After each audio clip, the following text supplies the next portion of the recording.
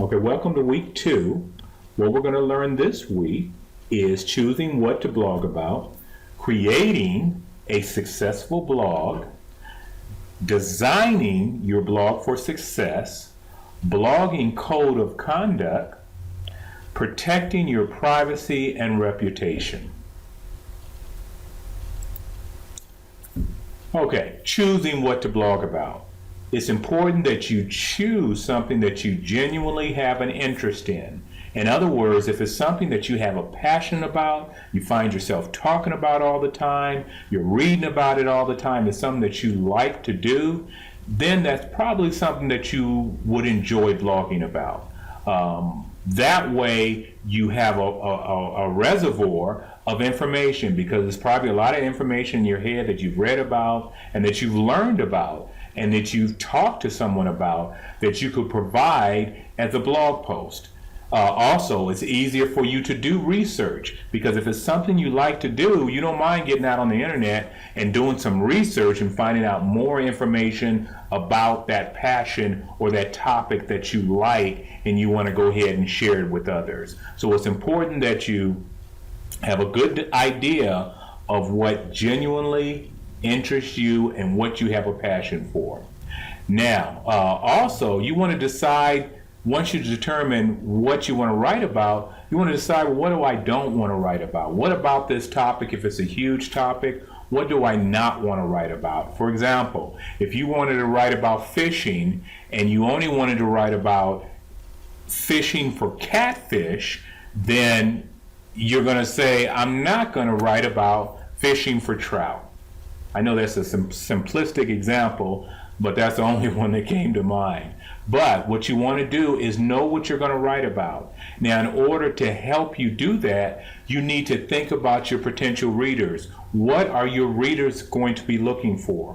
What are the problems or issues that they want to resolve? Because if you are able to provide them with solutions to their catfish fishing problem, then they're going to come back to your site over and over again. So you want to make sure that you have a topic that you have a passion for, and that you have decided what you're not going to write about within that passion, because that means that it's a niche and you're kind of narrowing down what you're going to talk about. And then you want to, again, make sure that you determine, what do your readers want to hear? What do they want to hear from you? So what is your message? Next thing is, you want to, once you've determined that and you determine what you want to write about, you know who your client is or your reader is, you want to make sure that you set some goals. Okay, when are you going to blog? What's going to be your first blog? Are you going to do a series of blogs that show you different ways to fish for catfish? Or are you going to do just different types of blogs on how people fish for catfish or whatever? But you want to determine what you're going to do. So you want to set some goals, and you want to set some weekly, monthly, daily type goals. Writing well. You want to make sure that you write well. You want to write in a way that communicates to your user. Again, you have to, a reader. You have to think about who your reader is and what you are writing about and how to speak to them. To speak to them in their language. If there's a catfish language, that's what you want to use. You want to use the catfish language so that they will understand. Posting frequency. Now, as far as posting your articles out on your website, you want to do something on a regular basis. You want to post something regularly, just like when you get a magazine. If there's a particular magazine that you like and you like the information that is provided, you're looking forward to it monthly. And if you know it comes every third week of the month, you're looking forward to that. So you have to remember that your readers are the same way. They're going to be looking forward to that. So they will come back to your site if they know that you're going to have an updated blog post on your site every week or every day, whatever you decide to do. But you have to determine how you want to do that. Now, one thing I will say, when posting frequency can be automated. We'll talk about that in some later videos, but you can't automate your posting. So it doesn't mean that you have to post every day. You can set up a day and say, I'm going to post I don't know, the next 5 weeks of my blog post. And so you go ahead and post out 5 weeks. You take a Saturday and you post them, but you time them to come out on a certain day so that you don't have not have to blog every day. Next thing is interacting with comments. Okay, you're going to get comments on your blog post, so you want to interact and you want to respond to your comments. We'll talk later about the importance of making sure that you are professional in your comments and that you're loving in your comments. That also you will deal with sometimes people that will not be loving and they will not be respectful of you. They will not be professional, but you have to stay above the fray. Okay, know your audience. I go back to that again. It's important for you to set your goal, how often you have to post and things like that. All those things are determined by knowing your audience. So you want to know who your readers are going to be. Okay, designing for success. We talk about designing for success because it's important that you know that your blog has a structure or order about it, or a look about it that will be appealing to your readers. You want to make sure that your blog is very appealing to your readers and that they want to hear what you, that they, when they look at your site, that it's pleasant to them. It's not something that's crazy and they want to run away screaming. You want to make sure that the blog layout is comfortable and they want to come back. You want to make sure they come back. And you want to make sure you have some order about it. I'm going to talk about that a little bit later, but you want to structure your blog layout so that when they're looking for something, it's not difficult to find. Okay, free and premium themes. I bring this up because depending on the theme, you want to look at the theme that you want and try to find out what theme would fit your topic. You know, they have different types of themes that are academic type themes.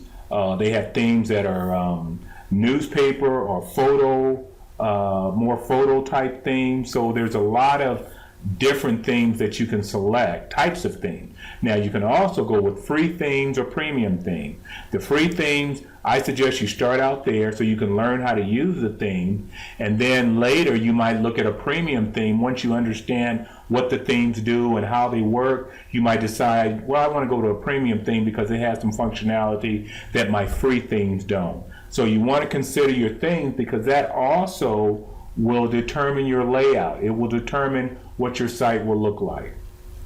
As I said earlier, you want to have some order about your site. You want to make sure that when somebody comes in to look at your site, that they're able to get from page 1 to page 2 to page 3, and it's very clearly labeled so they know how to get to what they're looking for. Second thing is you want to be concerned about colors. You want to make sure that the colors are easy on their eyes. If you have some colors on your site that even though you may like these colors, but if these colors are not pleasant to your readers' eyes, they're not going to come back. Okay, that's why I go back to know your audience. You have to think about your audience when you are creating this site.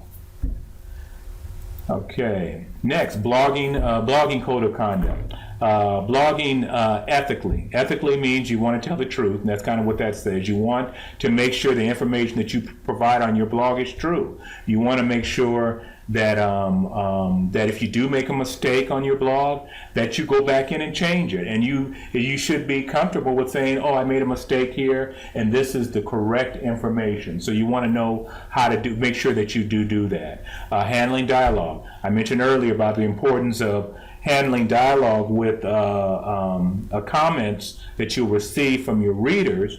You want to handle that in a way that's professional, because you will, and you might as well know that now, you will have someone that wants to argue with you about every point that you make, because that's what they do. They come on the website just to argue with you because they don't agree with what you're saying. So you want to make sure that you have that you stay above the fray, you stay professional, and there's nothing wrong with having someone come on the site and disagree with you if they're doing it in a professional way. Actually, that's good, because you'll learn something also. But if you get someone that comes on and they're cursing and they're using bad language and all of those things, then you don't have to dialogue with them. In fact, you can make sure that you either ban them from commenting on your site, or you don't have to approve their comments. Okay, don't blog at work. That's an obvious thing. blogging can be fun, and you can be out there and at any time and add something. If you're going to blog something, blog after hours, not during your work time. I think that's just common sense. Love others when you blog. I say this because it's important for us when we're blogging is that we love our readers, that we show love to our readers and people that will come to our blog. If we take the attitude of love, then we won't have to worry about going out there and saying things that we shouldn't say. Because we have to remember, whatever we say on that blog or on that website, it is on that website. Okay. Next thing you want to do is protect your privacy and reputation. Earlier I talked about the importance of being professional when you speak, being professional when you have a conversation or a dialogue on your blog. You want to make sure you're professional. You don't want to be negative. You don't want to use bad language, all of those things. You want to be respectful. You also want to protect your privacy. That means when you do a blog post, you don't want to be telling everybody what's going on in your life. You also don't want to be providing too much information, because there are people that are looking out there and looking at your information, and they want to do identity theft and stuff like that. So it's important that you don't put too much private information out there about yourself. Also, I think I may go over this in another slide or another session, but when you create your domain name, one of the things that you do is you put all your information in there. And what happens is that information is kept in the registrar's database, and that registrar's information is provided to the internet. And so therefore, people can look and find your information. So when we create your domain name, I do have a part where I do talk about where you can use what is called, where you protect your information, and it's part of, because there's a site called whatis.com, and on whatis.com, anyone can go to that site, take your domain name, and find information about your name, your address, all those types of things right on that site. And what you don't want to do is you want to make sure that your information is protected. So if you do buy a domain name, you probably want to take the privacy option, and there is a fee for that to protect your privacy. So, okay, now next week what we'll go over is how to create a free page, WordPress.com blog, and then we'll also talk about how to create a self-hosted WordPress.org blog. So we'll talk about all of that next week, and I think that's all we need to go over for today. So I will see you in the next video.